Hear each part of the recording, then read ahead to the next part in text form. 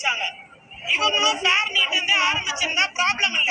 Fair நீட்னு சொன்னா தமிழகத்துல யாரும் வரமாட்டாங்கன்ற காரணத்துக்காக ஃபேர் நீட்னு சொல்லி இவங்க ப்ரோட்டஸ்ட் ஆரம்பிச்சாங்க.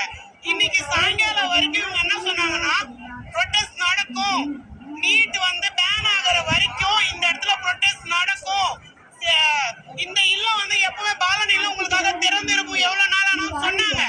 இன்னைக்கு ராஜமோகன் கல்வி அமைச்சர் வந்த பிறகு இங்க என்ன நடந்ததுன்னா, மெரினாக்கு போக சொல்லி ஸ்டூடெண்ட்ஸ் கோரிக்கை வச்சாங்க.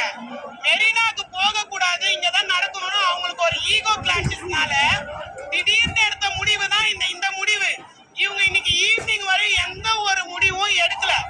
இது முழுக்க முழுக்க ஒரு அதுவும் எங்களை இப்ப என்ன சொல்றாங்க போலீஸ், நீங்க வெளியே நைட்டு 12 மணி ஆகுது, கைது பண்ணா வெளியே போங்க, சிபிஐ ரிட்டர்ன் வாங்கிட்டாங்க, இதுக்கப்புறம் இங்க அலௌட் இல்லைன்னு சொல்லிட்டாங்கன்னா நைட்டு 12 மணிக்கு அனௌன்ஸ் பண்றாங்க. திடீர்னு இது திடீர் முடிவு. இவங்க ஈவினிங் வரைக்கும் என்ன சொன்னாங்கன்னா, இன்னும் பேன் நீட் நடக்கிற வரைக்கும் இந்த போராட்டம் தொடரும் தான் சொன்னாங்க. ஒரு நிமிஷம், இப்ப எனக்கு இன்னொரு விஷயம் மட்டும் கிளாரிஃபை பண்ணணும். இப்ப இவங்க பேன் நீட்னு போராடுறது பிரச்சனை இல்ல.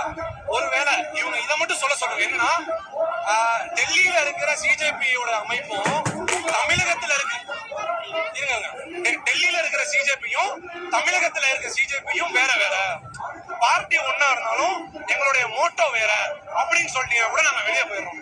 அதை மட்டுமாவது கேட்டு சொல்லுங்க. இதை சொல்லாம எங்களை ஏமாத்தி கூப்பிட்டு இப்ப அவங்க வேலை முடிஞ்சதுக்கு அப்புறம் எங்களை அனுப்புறது எந்த வகையில நியாயம்? இதை மட்டும் கேட்டு சொன்னீங்கன்னா இங்க இருக்கிற எல்லாருமே நாங்க கிளம்பிடுவோம். சும்மா ஒண்ணும் இல்ல, காட்டுக்கு கத்திட்டு இருக்கிறோம். டெய்லி எதுக்கு கத்திட்டு இருக்கிறோம்? எவ்வளவு பேர் இப்ப ஓகே நான் வேலைக்கு போறேன், நான் வேலைக்கு போயிட்டு அதுக்கப்புறம் இங்க வரேன், வெள்ளி சனி ஞாயிறு வரேன், பொழப்ப விட்டுட்டு வந்தவங்க எல்லாம் இப்ப என்னது?